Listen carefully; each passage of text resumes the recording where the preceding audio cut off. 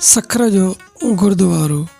ही सिख मज़हब जो गुरुद्वारो सखर शहर अंदर गरीबाबाद हुसैनी रोड ते गुरुद्वारे चौक जे नाले सां मशहूर है। अग गुरुद्वारे वारी जगह ते मैदान हो जैमें कुछ वण लगल हुआ जिन जे हेठां भील क़ौम वारा पंहिंजी बिरादरीअ जा उते वेही फैसला कंदा हुआ, जेको बाद में सखर म्यूनिसिपालिटी सिखन के गुरुद्वारे ठाहिण लाइ ॾिनो। 1985 ईस्वी में सिखन उते गुरुद्वारो तहमीर करायो, जंहिंजे ॿिनि पासनि खां दुकान जुड़ियल आहिनि। गुरुद्वारे जे भरिसां गुरमुखी स्कूल तहमीर करायूं, जंहिंमें हींअर प्राइमरी उर्दू स्कूल कमु करे थो। स्कूल जे पुठियां म्यूनिसिपल बेल हातो हो जो अॻु हिंदू पंचायती धर्मशाला वारे हंध ते हो। इन बेल हाते जे ओलहंदे वारे कुंड ते जहाटकी जो सिखनि पारां खोलियल दुकान हूंदो हो।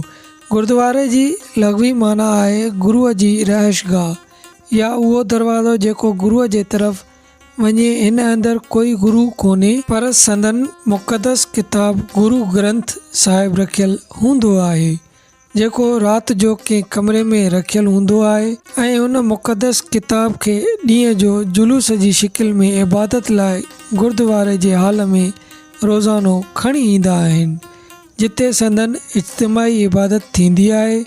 गुरुद्वारो नानक पंथ सिखनि जो इबादत गाह आहे। दुनिया में पहिरियों गुरुद्वारो गुरु नानक 1521 ईस्वीअ में करतारपुर ज़िले नारूवाल पाकिस्तान में तहमीर करायो। गुरुद्वारे जो मक़सदु रूहानी हिकमत सिखण जी जाइ, मज़हबी तक़रीबात जी जाइ, इहा जाइ जिते ॿारनि खे सिख मज़हब जी इख़लाक़ियात रसूम ऐं रवायात जी सिख्या ॾिनी वञे, जिते उन्हनि माण्हुनि खे खाधो पीतो ऐं पनाहगाह ॾिनी वञे जिन खे उन जी ज़रूरत हुजे।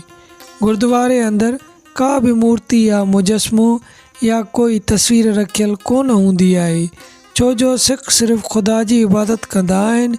न उते का मोमबती या घंटियूं या कोई रस्मी आलात हूंदा आहिनि। तवज्जो जो मरकज़ी हाल दरबार साहिब हूंदो आहे, जिते संदन सहीफ़ी किताब गुरु ग्रंथ साहिब रखियल हूंदो आहे, जंहिंखे हिकु इंसानी गुरु तौरु सलूक कयो वेंदो आहे।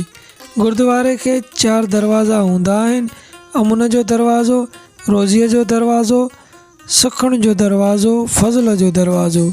गुरुद्वारे में हमेशा रोशनी रखी वेंदी आहे। संदन इबादत लाइ को मख़सूस ॾींहुं मुक़ररु थियल कोन्हे।